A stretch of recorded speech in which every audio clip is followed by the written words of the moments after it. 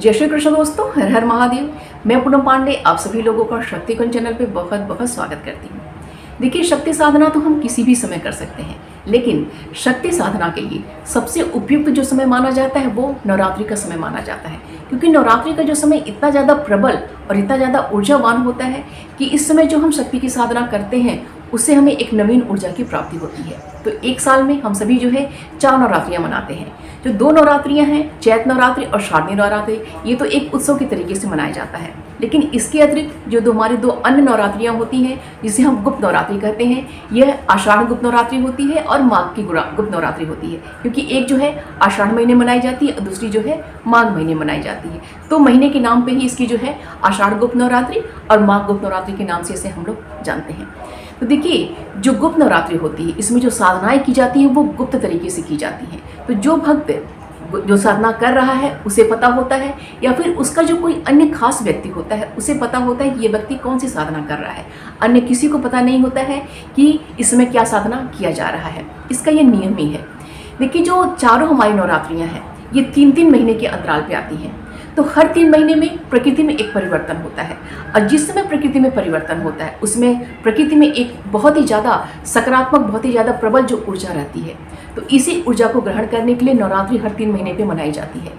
तो जब जिसमें प्रकृति में परिवर्तन हो रहा है, प्रकृति में एक नवीन ऊर्जा भरी हुई है, एक सकारात्मक ऊर्जा भरी हुई है, उस समय जब हम नवरात्रि में जो है हम शक्ति साधना करते हैं तो एक विशेष ऊर्जा को हम ग्रहण करते हैं। हम जो अनुष्ठान अपने करते हैं, जो साधना अपना करते हैं वो सफल होता है और उससे हमें विशेष ऊर्जा की प्राप्ति होती है। इसीलिए जो है नवरात्रियाँ जो है शक्ति साधना के लिए बहुत ही ज़्यादा महत्वपूर्ण मानी जाती हैं। तो आज इस वीडियो में हम लोग बात कर रहे हैं आषाढ़ गुप्त नवरात्रि के बारे में। आषाढ़ गुप्त नवरात्रि को हो जाए गायत्री नवरात्रि भी कहा जाता है। नवरात्रि का ये नियम है कि इसमें जो भी साधना की जाती है वो किसी को बताया नहीं जाता है। क्योंकि अगर हम साधना को अपने किसी को बता देते हैं तो वो जो हमारी साधना है वो पूर्ण फल हमें नहीं देती है। दूसरे शब्दों में हम कह सकते हैं कि अगर साधना को अपने हम किसी को बता देते हैं तो उसमें विघ्न बाधा आती है और वो साधना सफल नहीं हो पाती है।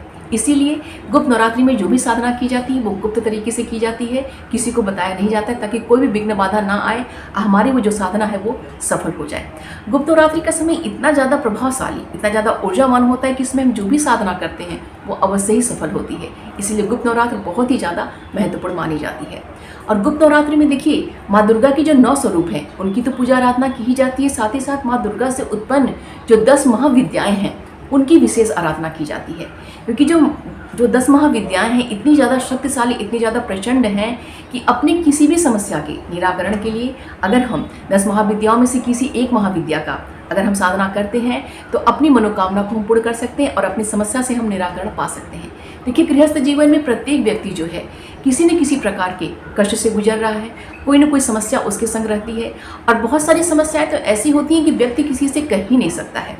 उनकी जो समस्याएं होती हैं वो उनके मन के अंदर होती हैं, वो गुप्त तरीके से उनके अंदर समाई रहती हैं। तो ऐसी समस्या से अगर आप ग्रसित चल रहे हैं तो ऐसी समस्या के निराकरण के लिए, जो कि गुप्त है, केवल आप तक सीमित है, आप किसी से भी कह नहीं सकते हैं, तो उस समस्या के निराकरण के लिए गुप्त नवरात्रि बहुत ही ज़्यादा उपयुक्त माना जाता है। आप किसी भी माता के किसी एक स्वरूप को आप ले सकते हैं, उनकी 10 महाविद्याओं में से किसी एक स्वरूप को आप ले सकते हैं, उनकी साधना कर सकते हैं, या फिर माँ दुर्गा की आप साधना करके अपनी उस समस्या से आप मुक्ति पा सकते हैं, अपनी मनोकामना को पूर्ण कर सकते हैं। क्योंकि गुप्त नवरात्रि बहुत ही ज़्यादा ऊर्जावान, बहुत ही ज़्यादा शक्तिशाली समय माना जाता है। तो आइए सबसे पहले जानते हैं कि जो हमारी 10 महाविद्याएँ हैं वो कौन कौन सी हैं। तो 10 महाविद्याओं में जो सबसे पहली हमारी महाविद्या है वो है माँ काली, दूसरी महाविद्या है माँ तारा, तीसरी महाविद्या है माँ त्रिपुर सुंदरी, चौथी महाविद्या है माँ भुवनेश्वरी, 5वीं महाविद्या है माँ छिन्नमस्ता, 6ठी महाविद्या है माँ त्रिपुर भैरवी, 7वीं महाविद्या है माँ धूमावती और 8वीं महाविद्या है माँ बगलामुखी, 9वीं महाविद्या है माँ मातंगी और 10वीं महाविद्या है माँ कमला। तो ये जो हमारी है 10 महाविद्याएँ हैं, और सभी 10 महाविद्याएँ जो हमारी हैं एक से एक बढ़ के शक्तिशाली हैं। ऐसा नहीं है कि हम किसी कह सकते हैं कि ये कम है, ये ज़्यादा है। सभी जो महाविद्याएँ हैं वो एक से एक बढ़ के हैं। और ऐसा नहीं है कि हमें 10 जो हैं हमारी महाविद्याएँ हैं इनकी साधना हमें करनी है। इसमें से जो भी माँ का रूप हमें प्रिय है उनकी जो है साधना करके अपने जीवन को हम सफल बना सकते हैं। और गुप्त नवरात्रि इन 10 महाविद्याओं के लिए सबसे उपयुक्त जो समय माना जाता है। आइए जानते हैं कि 2025 की आषाढ़ गुप्त नवरात्रि कब मनाई जाएगी।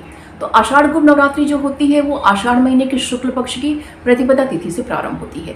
तो आषाढ़ महीने की शुक्ल पक्ष की प्रतिपदा तिथि का जो प्रारंभ है वह 25 जून दिन बुधवार की शाम में 4 बजे से हो रही है और यह प्रतिपदा तिथि अगले दिन 26 जून दिन गुरुवार की दोपहर में 1:24 पर समाप्त हो रही है। उसके पश्चात जो है द्वितीया तिथि प्रारंभ हो जा रही है। तो उदया तिथि के आधार पर आषाढ़ गुप्त नवरात्रि जो है वो 26 जून दिन गुरुवार से प्रारंभ हो रही है। तो आषाढ़ गुप्त नवरात्रि 26 जून दिन गुरुवार से प्रारंभ हो रही है और इसका जो समापन है वह 4 जुलाई दिन शुक्रवार को होगा। दूसरे शब्दों में हम कह सकते हैं कि 26 जून दिन गुरुवार से लेके 4 जुलाई दिन शुक्रवार तक जो है हमारी आषाढ़ गुप्त नवरात्रि है। तो 26 जून दिन गुरुवार को जो है हमारी आषाढ़ गुप्त नवरात्रि की प्रतिपदा तिथि रहेगी। 3 जुलाई दिन गुरुवार को जो है हमारी महाअष्टमी रहेगी और 4 जुलाई दिन शुक्रवार को जो हमारी महानवमी रहेगी। तो ये जो है हमारी विशेष तिथियां हैं हमारी गुप्त नवरात्रि की। अब बात करते हैं कि गुप्त नवरात्रि में हमें व्रत किस विधि से करना चाहिए। ये देखिए पूरी तरीके से हमारे ऊपर डिपेंड करता है कि हमें किस विधि को अपनाना है। तो हम चाहें तो पूरे 9 दिन का जो है हम व्रत का संकल्प हम ले सकते हैं। 9 दिन पूरे हम व्रत कर सकते हैं। अगर हम पूरे 9 दिन का व्रत नहीं कर पाते हैं तो ऐसी स्थिति में हम चाहें तो पूरे 9 दिन जो है हम सुबह से लेकर शाम तक जो है फलाहार करें और संध्याकालीन आरती कर लें जब हम, तो जब सूर्यास्त हो जाए तो उसके पश्चात जो है हम सात्विक भोजन हम ग्रहण कर सकते हैं। इसके अतिरिक्त एक तीसरा नियम ये भी है कि शास्त्रों में हमारे ऐसा विधान बनाया गया है कि जो पूरे 9 दिन का जो नवरात्र नहीं कर पाता है वो सप्तमी अष्टमी नवमी का व्रत करके भी जो है पूरे नवरात्र का लाभ ले सकता है। तो इसमें भी देखिए 2 विधि से आप कर सकते हैं। जैसे कि आप प्रतिपदा से लेके षष्ठी तक जो है आप जो है पूरे दिन जो है फलाहार कीजिए, शाम में जो है आप भोजन ग्रहण कर लीजिए और सप्तमी अष्टमी नवमी जो है पूरा जो है आप व्रत कर लीजिए। इस विधि से भी कर सकते हैं। या फिर जो है आप नॉर्मली जो है आप जो आपकी जो प्रतिपदा से लेके जो षष्ठी तक जो है आप व्रत मत कीजिए, लेकिन सप्तमी अष्टमी नवमी का जो है आप व्रत कर लीजिए। ठीक है, इस विधि से भी आप कर सकते हैं। इसके अतिरिक्त अगर आप ये नहीं करना चाहते हैं तो ऐसा भी आप कर सकते हैं कि जब तक आपका जो है पूजा पाठ, आपका मंत्र जप हवन आदि जो भी आप कर रहे हैं, जब तक आपका वो पूर्ण ना हो जाए तब तक जो है आप जो है भोजन मत ग्रहण कीजिए। और जिस भी समय, कोई भी समय ऐसा नहीं है, हो सकता है दोपहर में आपका हो जाए, हो सकता है शाम तक आपका हो जाए, जब आपका वो पूर्ण हो जा रहा है उसके पश्चात जो है आप अपना भोजन ग्रहण कर लीजिए। बस ध्यान रखिएगा जो भोजन आप करेंगे बिल्कुल सात्विक होना चाहिए, बिल्कुल भी तामसिक नहीं होना चाहिए। तो आप अपनी सुविधानुसार जो है व्रत का चुनाव आप कर सकते हैं। इसके अतिरिक्त अब बात करते हैं कि हमें कलश कैसे रखना है, ज्वारे बोना है कि नहीं, अखंड दीपक जलाना है कि नहीं, ये भी देखिए हमारे ऊपर डिपेंड करता है। इसमें भी कोई भी नियम की बाध्यता नहीं होती है। हम चाहें तो देखिए हम ज्वारे बो सकते हैं और ज्वारे के संग संग हम कलश की स्थापना कर सकते हैं और अखंड दीपक भी हम जला सकते हैं। तीनों काम हम कर सकते हैं। और हम चाहें तो हम ज्वारे ना बोएं, हम केवल जो है हम कलश की स्थापना करें। जो नीचे हम जौ का, गेहूं का, जो चावल का हम आसन देके उस पर जो हम कलश की स्थापना करें और अपना अखंड दीपक हम जला लें। हम अगर अखंड दीपक नहीं जलाना चाहते हैं तो हम केवल जो है कलश की स्थापना भी हम करके 9 दिन अपना पूजा आराधना कर सकते हैं। अगर हम कलश की स्थापना नहीं करना चाह रहे हैं, ज्वारे हम नहीं बोना चाह रहे हैं, तो केवल हम 9 दिन जो है अखंड दीपक भी जो है हम प्रज्वलित करके अपनी जो है साधना हम कर सकते हैं। और ये सब कुछ भी हम नहीं करना चाह रहे हैं तो केवल जो है जब तक हमारा पाठ चलता है, हमारी साधना चलती है, उस समय तक जो है 2 घंटा 4 घंटा जितना भी आप करते हो उस समय जो है आप सुबह और शाम में जो है अपना दीपक आप जला के रखिए। ऐसा भी आप कर सकते हैं। कोई भी बाउंडेशन, कोई भी बाध्यता नहीं होती है। मेन होता है आपकी साधना करना, आपका मंत्र जाप करना, आपका पाठ करना, वो ज़्यादा महत्वपूर्ण है। अब क्या नियम अपनाते हैं वो आपकी शारीरिक जो परिस्थिति है, आपकी जो सामर्थ्य के ऊपर निर्भर करता है कि आप किसका चुनाव आप करते हैं। तो आइए अब बात करते हैं कि गुप्त नवरात्रि में हम क्या क्या साधनाएं कर सकते हैं। तो सबसे पहली साधना तो देखिए ये है कि इस पूरे 9 दिन में जो है हम दुर्गा सप्तशती का पाठ कर सकते हैं, क्योंकि दुर्गा सप्तशती अपने आप में एक पूर्ण है। उसमें जो है स्तोत्रों का खजाना है, मंत्रों का खजाना है। तो अपने आप में ही एक पूरी जो ये पूर्ण जो है ग्रंथ है। ये इसमें महाकाली, महालक्ष्मी और महासरस्वती तीनों का जो इसमें समावेश है। तो देखिए दुर्गा सप्तशती का पाठ भी देखिए हम 2 तरीके से कर सकते हैं। एक तो नियम ये है कि पूरे 9 दिन जो है हम प्रतिदिन जो है पूरी दुर्गा सप्तशती का पाठ करें, अर्थात पहले दिन जो है पूरे जो है दुर्गा सप्तशती पढ़ें, दूसरे दिन भी ऐसे करें, तीसरे दिन करें। इस तरह से हम पूरी दुर्गा सप्तशती को 9 बार जो है हम इसका हम पाठ करेंगे। तो उसमें जो 13 अध्याय हैं उसका पाठ करेंगे। सप्तशती की जो 6 अंग हैं, कवच, अर्गला, कीलक और जो लास्ट में जो 3 रहस्य हैं उसको हम पढ़ेंगे। ठीक है, देवी सूक्त है, तंत्रोक्त सूक्त है, सिद्ध कुंजिका है, इन सभी का जितना भी उसमें समावेश है सभी का जो है प्रतिदिन हम पाठ करेंगे। ऐसे भी हम कर सकते हैं। ठीक है, इसके अलावा दूसरी जो विधि है दुर्गा सप्तशती का कि हम जो 13 अध्याय जो हैं उसका हम प्रतिदिन पाठ नहीं करेंगे, बल्कि जो जो उसके 6 अंग है उसका हम प्रतिदिन करेंगे। लेकिन जो 13वां अध्याय है इसको जो हम 7 दिन में भी आसान तरीके से उसको भी कर सकते हैं हम। देखिए मैंने जो विधि बताई हुई है, अपलोड किया हुआ है कि किस तरीके से दुर्गा सप्तशती का आसान विधि से हम पाठ कर सकते हैं, कैसे जो है हम प्रतिदिन इसका हम पाठ कर सकते हैं। तो जैसी सुविधा हो उस हिसाब से आप कर सकते हैं। आप प्रतिदिन जो है पूरी दुर्गा सप्तशती का भी पाठ कर सकते हैं, या फिर जो उसी दुर्गा सप्तशती को जो है आप 7 दिन में भी उसका पाठ आप कर सकते हैं। इसके अलावा जैसे दुर्गा सप्तशती आप नहीं पढ़ सकते हैं, नहीं कर पाएंगे, तो ऐसी स्थिति में आप चालीसा का भी अनुष्ठान आप कर सकते हैं। चाहे दुर्गा चालीसा आप ले लीजिए, चाहे काली चालीसा ले लीजिए, चाहे अन्य कोई जो चालीसा जिसमें आपका जो इंटरेस्ट है वो चालीसा लेके उसका भी अनुष्ठान आप कर सकते हैं। जैसे प्रतिदिन जो है आप 11 चालीसा लीजिए, 21 लीजिए, 51 लीजिए, 108 लीजिए। क्योंकि देखिए चालीसा को जो सिद्ध करने का नियम है वो तो 40 दिन का होता है कि लगातार जो है आप 108 पाठ करेंगे, 40 दिन तक करेंगे तो चालीसा सिद्ध मानी जाती है। तो ऐसा भी आप कर सकते हैं कि गुप्त नवरात्रि से जो है आप प्रारंभ कीजिए कि प्रतिदिन जो है आप 108 जो है चालीसा का पाठ करेंगे, और 40 दिन तक जब गुप्त नवरात्रि खत्म हो जाए, समाप्त हो जाए, उसके बाद भी जो उसको आगे आप कंटिन्यू रख के 40 दिन उसको पूर्ण कर सकते हैं। या फिर मात्र जो है 9 दिन जो हमारे गुप्त नवरात्रि के हैं उसमें जो है 100 पाठ पहले जो प्रतिदिन जो है 108 पाठ का संकल्प लेके आप अपनी चालीसा को जो है इसमें भी आप सिद्ध कर सकते हैं, क्योंकि ये जो बहुत ही ज़्यादा प्रभावशाली माना जाता है। देखिए चालीसा की संख्या आपकी सामर्थ्य के ऊपर है कि कितना आप करना चाहते हैं। चालीसा का भी अनुष्ठान आप कर सकते हैं। इसके अलावा देखिए इसमें मंत्र का भी अनुष्ठान आप ले सकते हैं। मंत्र में देखिए अगर जैसे आप पहले से ही मंत्र जाप करते आ रहे हैं तब तो देखिए नवाड़ मंत्र आप ले सकते हैं, क्योंकि नवाड़ मंत्र में देखिए तीनों जो हमारी विद्याएं हैं, महाकाली, महालक्ष्मी, माँ सरस्वती, तीनों का जिसमें समावेश है, एंग ह्रीं क्लीं तीनों का, तो ये बहुत ही ज़्यादा शक्तिशाली ऊर्जावान मंत्र होता है। तो इसका अनुष्ठान तभी आप कीजिएगा जब पहले से इसका आप जाप करते आ रहे हैं। अगर पहले से जाप आप नहीं करते आ रहे हैं तो फिर ओम दुम दुर्गाय नमः इसका मंत्र का जाप भी आप कर सकते हैं। तो मंत्र जाप का भी अनुष्ठान आप कर सकते हैं प्रतिदिन जो है अपनी सामर्थ्य के अनुसार 11, 21, 51, 108 जैसे भी आप जो है जप का भी आप कर सकते हैं।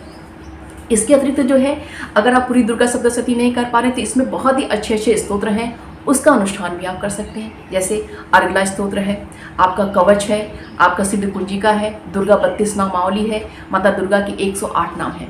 ये जो है अलग अलग सभी हैं, तो इसमें से किसी एक का भी आप चुनाव करके, चाहे तो आप सिद्ध कुंजिका जैसे स्तोत्र है इसका भी जो है आप पहले दिन से लेकर आखिरी दिन तक आप अनुष्ठान कर सकते हैं। संख्या का चुनाव देखिए वैसे ही करना होगा आपको अपनी सामर्थ्य के अनुसार, 11, 21, 51, 108 जैसे ही करना चाहें।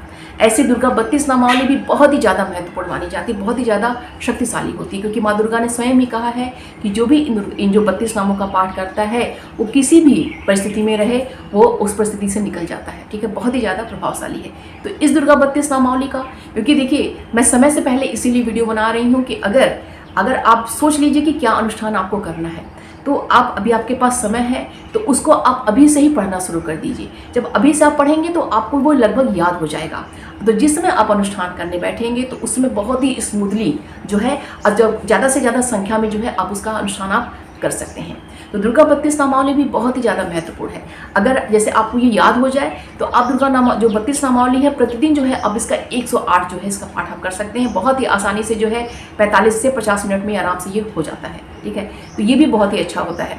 चाहिए तो आप 108 बार भी कर सकते हैं 32 नामावली को, चाहे तो आप चाहिए तो 32 बार भी इसको आप कर सकते हैं। ऐसे ही जो अर्गला स्तोत्र होता है ये भी बहुत ही अच्छा माना जाता है, तो इसका अनुष्ठान भी आप कर सकते हैं। अगर सप्तशती का आप नहीं कर पा रहे हैं तो संख्या का चुनाव भी देखिए आपको अपने हिसाब से करना होगा। ऐसे ही माँ दुर्गा के 108 नाम हैं, ये भी बहुत ही ज़्यादा महत्वपूर्ण माना जाता है, तो इसका अनुष्ठान भी आप कर सकते हैं कि प्रतिदिन मैं इतना इतना करूँगा। जो भी अनुष्ठान करेंगे, जो भी आप करेंगे, पहले दिन ही आपको संकल्प लेना है कि मैं जो है प्रतिदिन इतना इतना पाठ करूँगा। ठीक है, आप प्रतिदिन चाहे तो एक छोटा सा हवन कर सकते हैं, या फिर आखिरी में जो आप अष्टमी, जैसा आपके यहाँ बहुत लोग के यहाँ देखिए अष्टमी मनाई जाती है, बहुत लोगों के यहाँ नवमी मनाई जाती है, तो जिस तरीके से आप अष्टमी को या फिर नवमी को जो है उसका आप हवन कर सकते हैं। तो देखिए चुनाव आपको करना है कि किसका पाठ आपको करना है, लेकिन जो भी चुनाव करना है अभी से ही उसको दिमाग में रख लीजिए और उसको जो है अभी से उसको यूज टू में आ जाइए, ताकि जब समय आ जाए, थोड़ा अभी समय है तो उसका अनुष्ठान आप अच्छे से आप कर पाइए। आप कोई भी अनुष्ठान कीजिए, चाहे दुर्गा सप्तशती का पाठ करिए, चाहे जो वो उसमें जो स्तोत्र दिए हुए सिद्ध कुंजिका है, 32 नामावली है, 108 नाम है, देवी अथर्व शीर्ष है, जो भी अनुष्ठान आप करना चाहें, चाहे मंत्र जाप नवाण मंत्र का है, कोई भी अनुष्ठान आप करना चाहें तो हर जो है इस अनुष्ठान का एक नियम होता है। ऐसे ही कोई भी अनुष्ठान प्रारंभ नहीं किया जाता है। तो हर अनुष्ठान का एक नियम होता है, तो किस अनुष्ठान को आपको करना है पहले उस नियम को अच्छे से समझिए, फिर जो है अपना अनुष्ठान आप प्रारंभ कीजिए। क्योंकि अगर ऐसे ही आप प्रारंभ कर देंगे तो उसका जो है फल आपको प्राप्त नहीं होगा।